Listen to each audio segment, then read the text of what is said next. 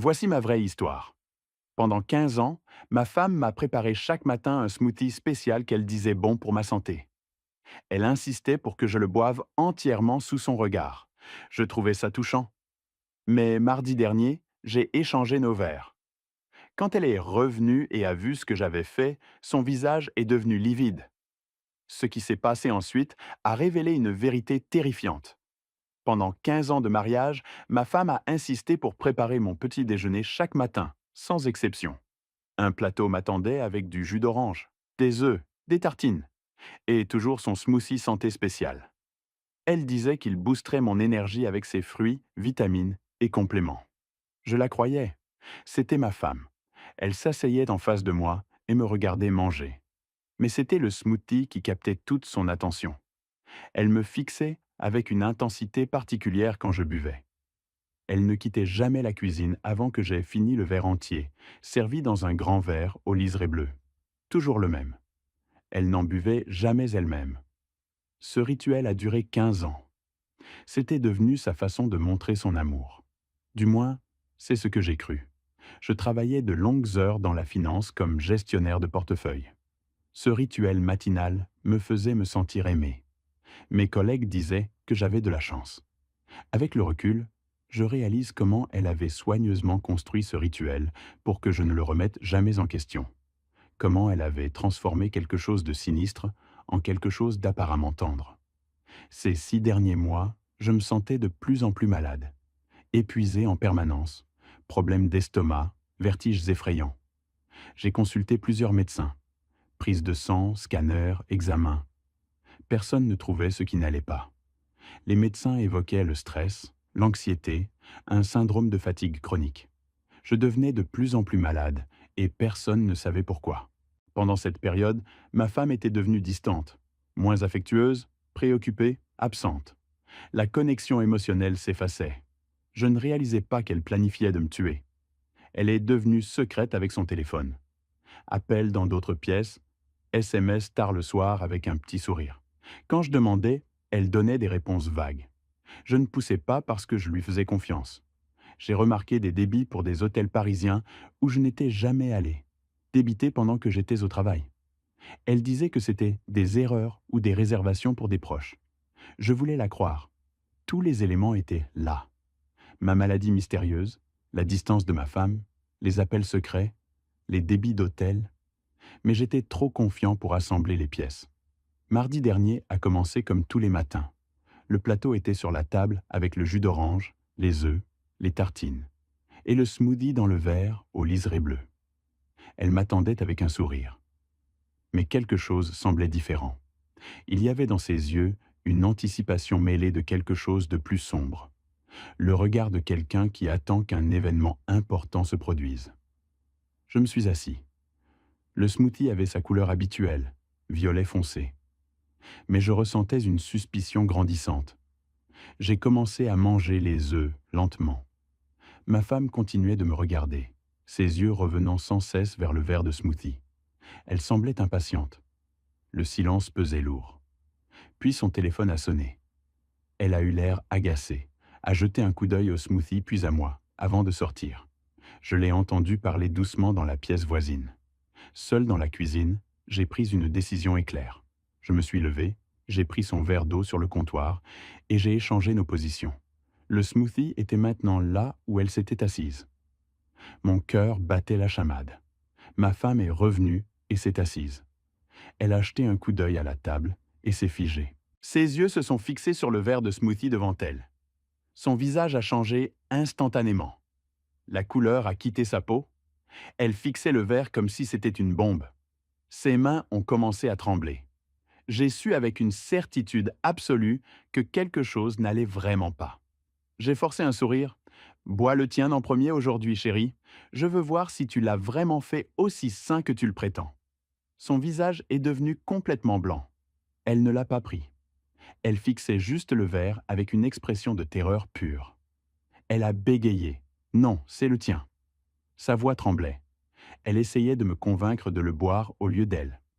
Mais il y avait de la panique qu'elle ne pouvait déguiser. J'ai dit calmement que si le smoothie était sain, il n'y avait aucun problème à ce qu'elle le boive. Elle a refusé immédiatement. Elle parlait comme quelqu'un de désespéré d'éviter de boire quelque chose de dangereux. Je me suis levé. Je ne boirais rien tant qu'elle n'aurait pas bu en premier. Si elle refusait, j'appelais la police. Elle a repoussé le verre violemment en criant ⁇ Je ne peux pas !⁇ Un silence lourd est tombé. Ma femme venait d'avouer m'empoisonner sans prononcer les mots. Je fixais ma femme qui pleurait et tremblait. Elle avait repoussé le verre en hurlant qu'elle ne pouvait pas le boire. Je lui ai demandé ce qu'il y avait dans le smoothie. Elle n'a pas répondu, sanglotant juste. J'ai pris mon téléphone et composé les urgences. J'ai dit que ma femme m'avait empoisonné. Je n'ai pas touché au verre. C'était une preuve. La police est arrivée en 10 minutes. Je leur ai montré le verre et expliqué le rituel de 15 ans, ma maladie mystérieuse, l'échange des verres. L'un d'eux a appelé une équipe forensique. Ils ont photographié la cuisine, collecté le verre de smoothie et celui d'eau pour comparaison. L'équipe a fait un test préliminaire. Le test a changé de couleur en quelques secondes. Un agent a dit que le smoothie contenait de l'éthylène glycol, l'ingrédient principal de l'antigel, et des traces de pilules broyées. J'ai senti mes jambes faiblir. Ma femme avait mis de l'antigel dans mon smoothie. Ça expliquait tout. La fatigue, les problèmes d'estomac, les vertiges. Mes organes défaillaient lentement. Les médecins cherchaient des causes naturelles, pas du poison. La police a arrêté ma femme. Ils lui ont lu ses droits et passé les menottes. Elle pleurait en répétant qu'elle était désolée. Quand un agent a demandé si elle avouait m'avoir empoisonné, elle a hoché la tête. L'équipe forensique a fouillé notre cuisine pendant des heures. Ils ont pris des échantillons du blender, photographié tout, collecté les bouteilles de compléments et vitamines. L'enquêteur m'a posé des questions détaillées. Mes symptômes avaient recommencé il y a 6 mois. Il a demandé si ça coïncidait avec le début des smoothies. J'ai réalisé que le rituel avait en fait commencé il y a 15 mois, pas 15 ans. Le timing correspondait. Il a demandé mes dossiers médicaux pour prouver que l'empoisonnement était délibéré. Ils ont aussi saisi le téléphone de ma femme. Il a dit que les gens qui planifient des crimes laissent souvent des traces numériques. Je n'avais pas pensé à son motif. L'enquêteur a dit que les tentatives de meurtre impliquaient généralement un gain financier ou une liaison. Il a demandé si j'avais une assurance vie. J'étais riche de ma carrière dans la finance. J'avais une police d'assurance vie valant plusieurs millions. Ma femme était la seule bénéficiaire. L'enquêteur a hoché la tête. C'était exactement ce qu'il s'attendait à trouver. Je lui ai parlé de la distance dans notre relation et des débits d'hôtel sur notre carte de crédit. Il a dit que ça suggérait une liaison. Si elle voulait être avec quelqu'un d'autre, ça expliquerait pourquoi elle me voulait mort plutôt que divorcée. Un divorce signifierait partager les actifs. Ma mort signifierait qu'elle hériterait de tout sans conséquences financières. L'enquêteur m'a appelé 2 jours plus tard avec des informations du téléphone de ma femme qui expliquaient tout. Il a dit qu'ils avaient examiné tous ses messages, emails et historiques de recherche. Ce qu'ils avaient trouvé montrait une préméditation claire et un motif de tentative de meurtre. Il m'a demandé de venir au commissariat pour examiner les preuves. J'ai accepté immédiatement. Je devais comprendre pourquoi ma femme avait essayé de me tuer. Au commissariat, l'enquêteur m'a montré des copies imprimées de messages du téléphone de ma femme. Les messages étaient entre elle et un homme nommé Thomas. Je ne reconnaissais pas le nom. L'enquêteur a dit que Thomas était un collègue de ma femme de son bureau. Les messages remontaient à 18 mois, montrant une liaison de longue durée qui s'était déroulée pendant qu'elle vivait avec moi, et prétendaient que notre mariage allait bien. Les messages étaient intimes et sexuels, mais ils ne parlaient pas que d'une liaison. Ils parlaient de planifier un futur ensemble. Ma femme et Thomas avaient discuté en détail de ce qu'ils feraient une fois que je serais mort. Ils parlaient de vendre ma maison et d'en acheter une nouvelle ensemble, de voyager dans le monde avec mon argent, de retraite anticipée et de vie de luxe financée par ma succession.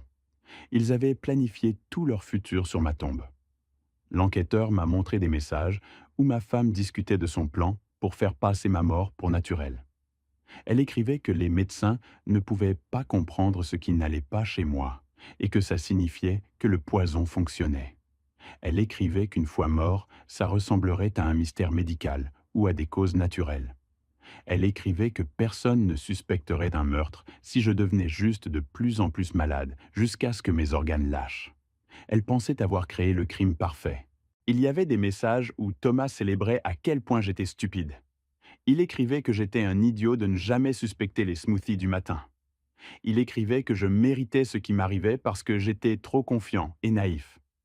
Ma femme était d'accord et écrivait que j'étais facile à manipuler, qu'elle buvait du poison chaque matin avec un sourire parce que j'étais trop bête pour la questionner. Il riait de ma stupidité en planifiant de m'assassiner et prendre mon argent.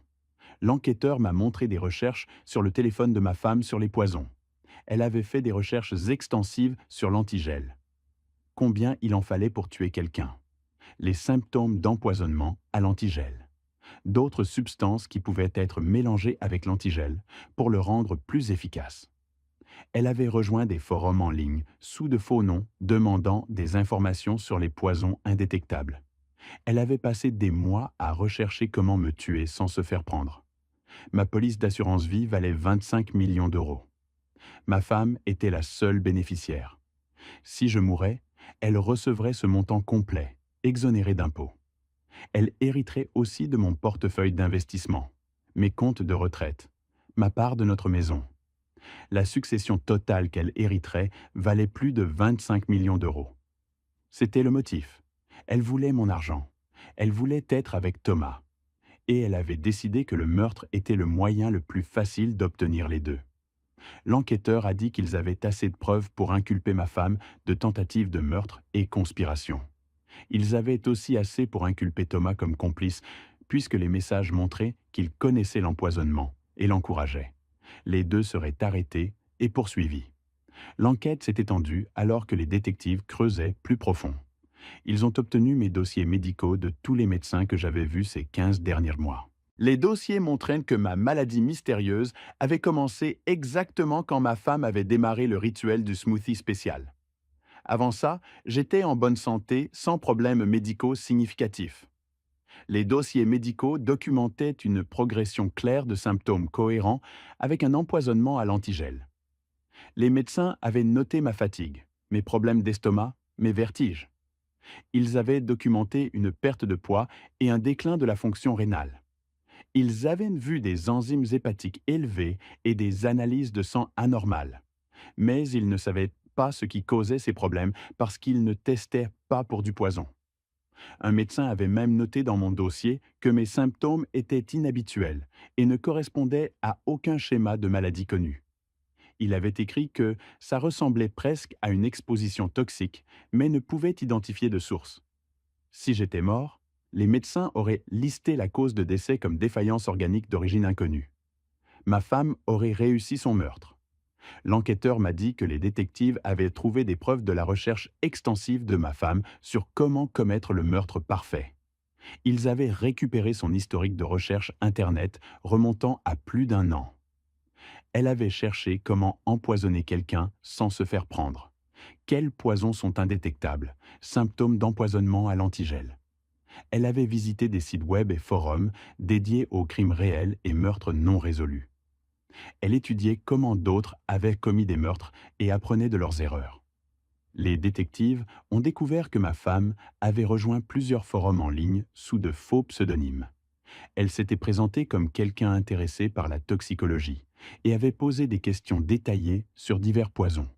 Elle avait demandé quelles substances étaient difficiles à détecter pour les médecins légistes. Combien de certains poisons seraient nécessaires pour tuer quelqu'un lentement dans le temps? Si mélanger plusieurs substances rendrait la détection plus difficile. L'enquête a révélé que ma femme avait acheté de l'antigel en petite quantité dans différents magasins sur plusieurs mois. Les détectives sont allés dans des quincailleries et magasins de pièces auto de la région avec une photo de ma femme.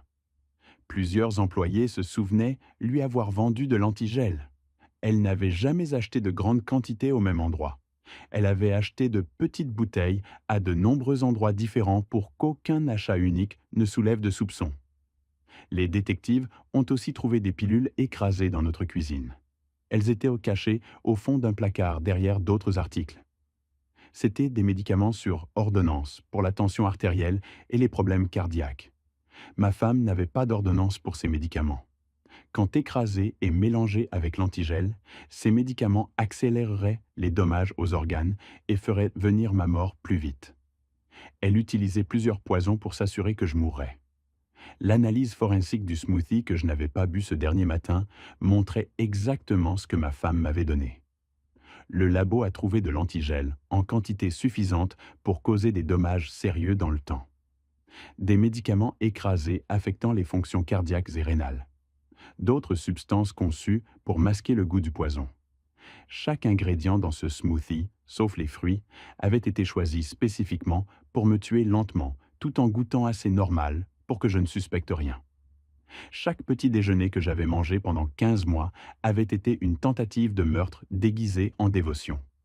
Chaque fois que ma femme souriait et me regardait boire le smoothie, elle me regardait consommer du poison. Chaque fois qu'elle m'embrassait au revoir et m'envoyait au travail, elle espérait que ce jour serait le jour où mes organes lâcheraient enfin.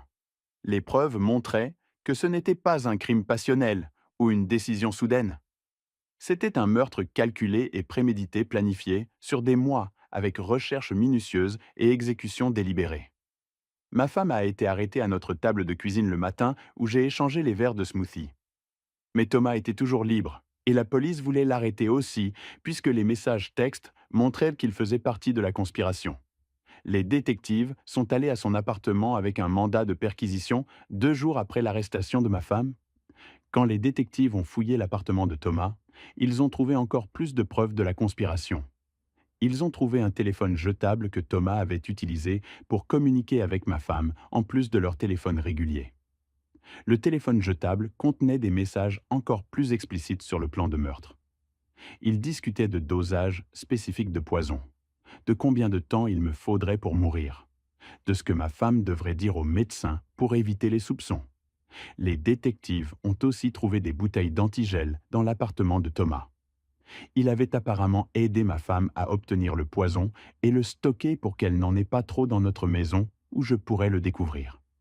Ils ont trouvé des documents montrant que Thomas avait recherché mes informations financières. Il avait d'une manière ou d'une autre obtenu des détails sur mes actifs et ma police d'assurance vie. Il savait exactement combien ma femme hériterait quand je mourrais. Ils ont trouvé des pages imprimées montrant des maisons que Thomas et ma femme avaient regardées en ligne. Des maisons de luxe dans des quartiers chers, loin de là où nous vivions actuellement. Ils planifiaient où ils déménageraient après ma mort avec mon argent. Ils avaient fait du shopping pour leur maison de rêve qui serait achetée avec le paiement de mon assurance vie. Ils avaient choisi des meubles et discuté de rénovation. Ils avaient planifié toute leur vie future ensemble jusqu'au moindre détail. Thomas a été emmené au commissariat et interrogé. Initialement, il a tout nié. Mais quand ils lui ont montré les messages textes et les preuves de son appartement, il a réalisé que mentir était inutile. Il a fini par admettre la liaison, mais a prétendu qu'il ne savait pas que ma femme m'empoisonnait. Il a dit qu'elle lui avait dit que j'étais malade, mais qu'il ne savait pas qu'elle causait la maladie. Mais les messages textes prouvaient qu'il mentait. Les messages montraient Thomas encourageant activement ma femme à continuer de m'empoisonner. Il lui avait donné des conseils sur combien de poison utiliser. Il lui avait dit d'être patiente et de laisser le poison agir lentement. Il avait célébré quand elle rapportait que ma santé empirait. Il lui avait dit qu'elle faisait du bon travail et que je serais bientôt mort. Il n'était pas un spectateur innocent. Il était un participant actif au plan de m'assassiner. Ma femme a été interrogée séparément et son histoire était différente. Sous pression des détectives et face à des preuves accablantes, elle a fini par tout avouer. Elle a admis être tombée amoureuse de Thomas et avoir réalisé qu'elle voulait sortir du mariage, mais ne voulait pas perdre la moitié de tout dans un divorce. Elle voulait tout l'argent pour elle et Thomas. Elle a admis que le meurtre semblait plus facile que le divorce quand ils ont commencé à planifier. Elle a dit que Thomas avait suggéré que si je mourais, elle hériterait de tout et ils pourraient être ensemble sans perte financière. Elle a dit que ça semblait la solution parfaite. Elle a dit qu'elle avait recherché des poisons et décidé de l'antigel parce que c'était facile à obtenir et difficile à détecter. Elle a dit qu'elle avait commencé à ajouter de petites quantités à mon smoothie matinal et augmenter graduellement la dose au fil des mois. Elle s'attendait à ce que je meure dans l'année, mais mes organes se révélaient plus résistants qu'elle l'anticipait. Elle a dit que, quand j'avais échangé les verres de smoothie ce dernier matin, elle avait paniqué parce qu'elle savait qu'elle ne pouvait pas boire le poison qu'elle avait préparé pour moi. Son refus de boire exposait tout et elle savait que c'était fini. Elle a pleuré pendant l'aveu, mais les détectives ont dit que les larmes semblaient être de l'apitoiement sur elle-même, pas du véritable remords. Elle était désolée de s'être fait prendre, pas désolée pour ce qu'elle avait fait. Ma femme a été accusée de tentative de meurtre et conspiration pour commettre un meurtre. Thomas a été accusé comme complice et conspiration pour commettre un meurtre. Les deux ont été détenus sans caution parce que le juge les considérait dangereux et risque de fuite. Le procureur a dit que les preuves étaient accablantes et qu'il s'attendait à obtenir de longues peines de prison pour les deux. Le procès a eu lieu 8 mois après l'arrestation de ma femme. J'ai assisté à chaque jour du procès et regardé les preuves être présentées au jury. Le procès a duré 3 semaines.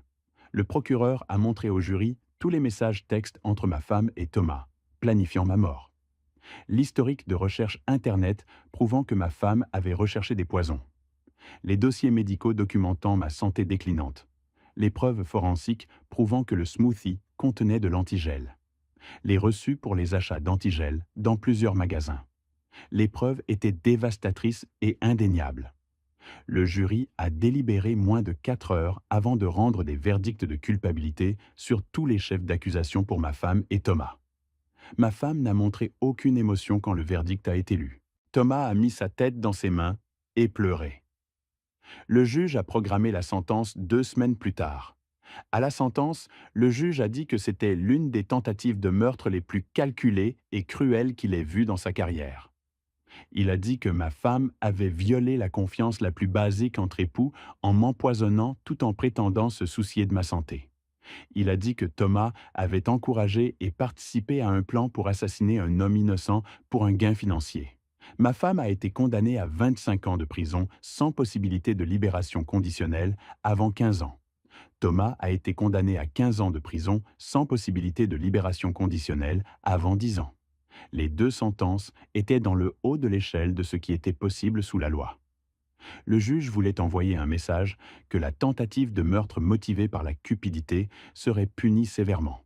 J'ai ressenti une certaine satisfaction en les regardant être emmenés menottes au poignet pour commencer leur peine de prison. Ils avaient essayé de m'assassiner, et maintenant, ils passeraient des décennies derrière les barreaux.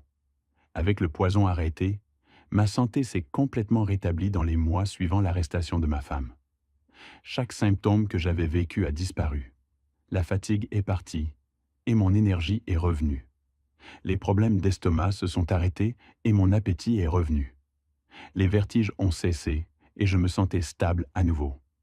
Mes tests de fonction rénale et hépatique sont revenus à la normale. Les médecins étaient stupéfaits par mon rétablissement.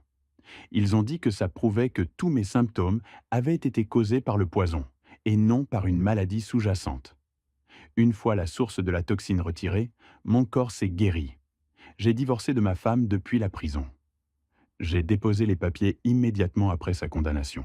Elle a essayé de contester le divorce et a prétendu qu'elle méritait une partie de mes actifs, mais le juge a rejeté ses prétentions. Le juge a dit que quelqu'un qui tente d'assassiner son conjoint pour un gain financier n'a aucun droit de réclamer une partie de la succession de ce conjoint. Le divorce a été finalisé et ma femme n'a rien eu.